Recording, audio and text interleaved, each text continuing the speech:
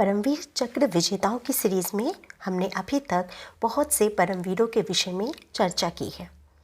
किसी सैनिक का पहला और सर्वश्रेष्ठ कार्य है अपने देश के लिए जीना और देश के लिए मरना। यही उसका धर्म है और यही उसका कर्म है। सैनिक जाति और धर्म के भेदभाव में कभी नहीं पड़ता। वो सिर्फ और सिर्फ अपने देश का सपूत होता है। 15 अगस्त 1947 को बड़ी मुश्किलों से हमें आज़ादी मिली थी और स्वतंत्रता के बाद भारत को अपने पड़ोसियों से यह दूसरा युद्ध लड़ना पड़ा। भारत चीन युद्ध 1962 में हम हिंदी चीनी भाई भाई के नारे लगा रहे थे, पर चीन चुपचाप कुछ और योजनाएं बना रहा था। उसने तिब्बत पर पहले कब्जा कर लिया और लाखों शरणार्थी भारत और अन्य जगह पर गए।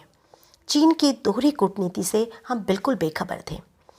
अहिंसा के पुजारियों के देश तिब्बत पर विस्तारवादी चीन ने कब्जा कर लिया, पर हमारी प्रतिक्रिया इतनी उत्साहजनक नहीं थी।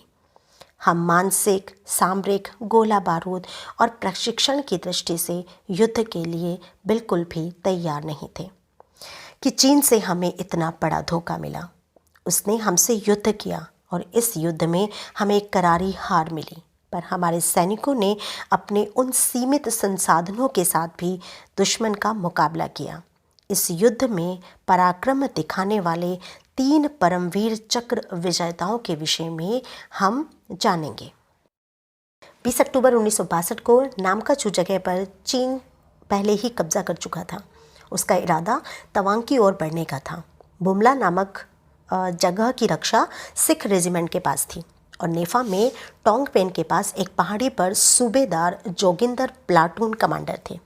इस प्लाटून पर हमला करने के लिए चीन ने भारी शक्ति लगा दी। उसने पहला हमला 200 चीनी सैनिकों के साथ किया, पर इस प्लाटून ने उसे विफल कर दिया। दूसरा हमला भी इतनी ही ताकत से दुश्मन ने किया, पर भारतीय बहादुरों ने इसे भी सफल नहीं होने दिया। लेकिन अब तक वह प्लाटून अपने आधे सैनिक खो चुकी थी। बहुत से घायल हो गए थे और सूबेदार जोगिंदर सिंह की जांघ में भी गोली लग चुकी थी, पर उन्होंने इलाज के लिए पीछे जाने से मना कर दिया।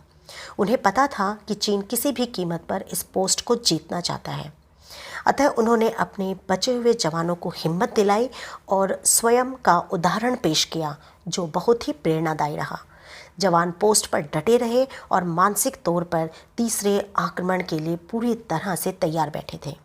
तीसरा हमला हुआ, जैसा कि हमें पहले से ही अनुमान था। चीनी सैनिक भारी संख्या में मारे गए, पर वह इतने ज़्यादा थे कि एक के बाद एक आते ही जा रहे थे। इधर हमारा गोला बारूद पूरी तरह से ख़त्म हो चुका था। देखते देखते सूबेदार और उसके साथियों के पास कुछ भी चारा नहीं बचा। वह गोला बारूद खत्म होने पर बंकरों के बाहर कूदे और बंदूकों पर चढ़ी संगीन से गुत्थम गुत्था आमने सामने की लड़ाई लड़ने लगे। परंतु चीनी सैनिकों ने इन चंद सैनिकों को जल्दी ही काबू कर लिया। सूबेदार जोगिंदर सिंह ने इस लड़ाई में अपने प्राणों की आहुति दी।